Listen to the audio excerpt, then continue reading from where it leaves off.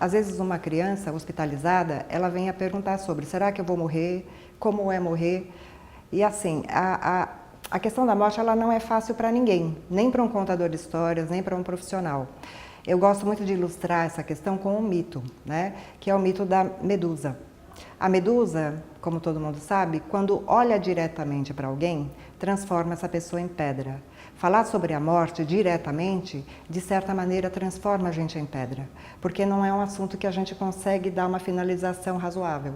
Ou sai pela fantasia, né, pelo pensamento mágico, ou o excesso de realidade paralisa mesmo.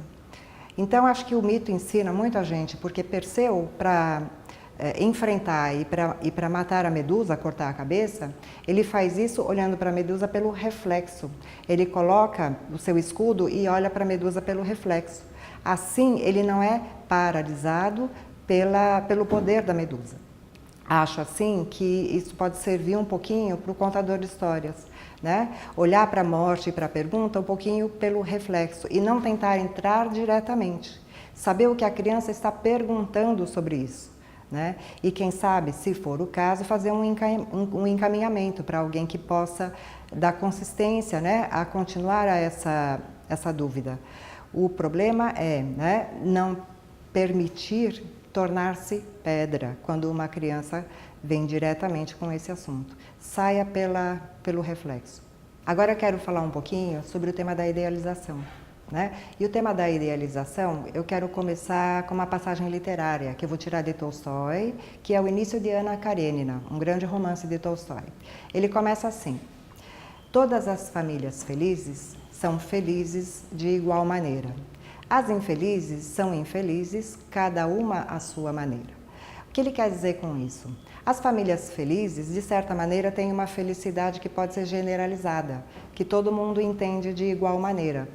As infelizes, não. As infelizes, elas têm os seus próprios sentimentos, as suas próprias singularidades, né? Tudo aquilo que é muito particular e próprio dela. Né? Então, assim, a idealização, ela está muito mais para essa ideia de felicidade. Por exemplo, a gente encontra muito isso nas redes sociais. Nas redes sociais, a vida feliz, a comida feliz, o divertimento feliz, ele é todo igual. Né? Nos casamentos, quem acha que tem um casamento feliz, faz disso um modelo para todos os outros casamentos, acreditando ser uma figura de referência. E com filhos também.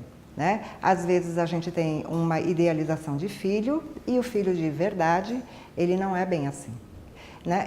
E o tema da idealização, com a ajuda da psicanálise, nos remete, eu acho, que o mito de Narciso. O mito de Narciso é muito bom para iluminar e para trazer algumas questões para isso. Narciso, como todo mundo sabe, apaixonou-se pela própria imagem. Né? E ao apaixonar-se pela própria imagem, ele vai perdendo o corpo.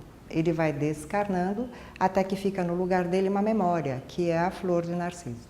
Eu quero tomar agora a questão do Narciso, mas do narcisismo como conceito. Ele está muito próximo do mito, né? Então, assim, um bebê muito pequeno, a gente quando nasce, não tem noção de integralidade, a gente não é um, não tem eu ainda. O bebê, ele nasce e percebe o mundo aos pedaços. Então, ele vê rosto, ele vê mãos, ele vê um seio, ele vê um colo, né? Mas nada disso faz parte de uma integralidade com ele. A gente vê bem isso quando lá pequenininho, uns 3, 4 meses, ele descobre as mãozinhas. Ele descobre as mãozinhas, mas as mãozinhas não são dele ainda. Então, assim, Lacan tem um conceito, né, uma passagem que chama estádio do espelho, que acontece lá pelos 3 meses e vai até os 3, 4 anos. O espelho é importante porque é o espelho mesmo, né? Então a criança olha para o espelho e ela começa a reunir os seus pedaços, a ter noção que aquelas mãozinhas, os pezinhos, o rosto são dela mesma. Né? E isso vale também por espelhamento, ou seja, olha outras crianças e na medida que olha, faz assim, eu acho que eu sou mais ou menos parecido com essa criança aí. Tem uma experiência de Wallum que é muito interessante, né? Uma criança, um bebê cai, o outro chora, ou seja, quando uma criança cai, o outro bebê sente a dor. Né? E em Lacan a gente vai encontrar dentro desse estádio do espelho uma passagem muito, muito importante, que é assim, na medida que a criança vai ganhando integridade, ela fica muito dependente de uma consistência que é dado sempre por um outro. Essa passagem muito importante do estágio do espelho, o Lacan vai chamar de momento jubiloso, né? O bebê jubiloso. O bebê jubiloso é aquele que consegue apontar, como está na imagem, e perceber a si mesmo como um ser íntegro, como um bebezão perfeito. Né? Só que para que isso aconteça, tem um detalhe que faz toda a diferença, que é o seguinte, ele tem que dar uma viradinha. O bebê no colo, ele sempre vai dar uma viradinha e olhar a cara da mãe, provavelmente, ou da pessoa que cuida, para que essa pessoa que cuida legitime e diga, olha, é você. Isso é um detalhe, mas que inscreve psiquicamente muita coisa. Inscreve, você é bonito, olha como você é feio, olha como você é desejado, olha como você é inteligente. Enfim, esta outra pessoa a quem o bebê dedica esta viradinha, passa a ser para ele um grande outro. Né? Um grande outro a quem ele sempre vai tentar corresponder, a ser perfeito, a ser inteligente, a ser bonito, enfim. Corresponder por quê? Porque ele tem uma relação de muita dependência ainda. Agora, o problema é o seguinte, lembrando que eu estou falando sobre idealização, né? E toda a idealização parte dessa primeira idealização infantil, ou seja, de ser um bebezão jubiloso, reconhecido por todo mundo como alguém muito importante, muito imperfeito, muito bom, enfim, né? O problema é, enquanto a gente é criança, tudo bem, né? Esse narcisismo ele foi importante para a gente ter essa noção, né? Para ter essa constituição de eu, de ser íntegro.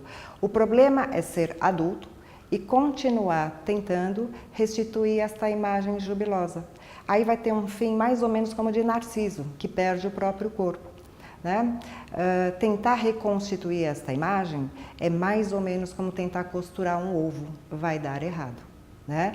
Então, toda a idealização de si, toda a tentativa de restituir essa imagem jubilosa é como costurar um ovo.